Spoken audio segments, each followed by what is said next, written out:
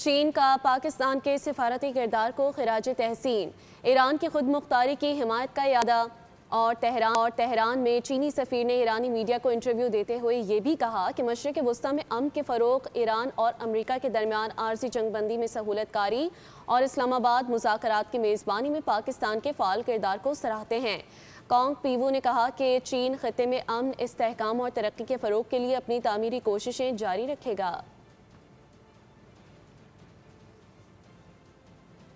چین کا پاکستان کے سفارتی کردار کو خراج تحسین، ایران کی خود مختاری کی حمایت کا اعادہ اور تہران میں چینی سفیر نے ایرانی میڈیا کو انٹرویو دیتے ہوئے یہ بھی کہا کہ مشرق وسطی میں امن کے فروغ، ایران اور امریکہ کے درمیان عارضی جنگ بندی میں سہولت کاری اور اسلام آباد مذاکرات کی میزبانی میں پاکستان کے فعال کردار کو سراہتے ہیں۔ کانگ پیوو نے کہا کہ چین خطے میں امن، استحکام اور ترقی کے فروغ کے لیے اپنی تعمیری کوششیں جاری رکھے گا۔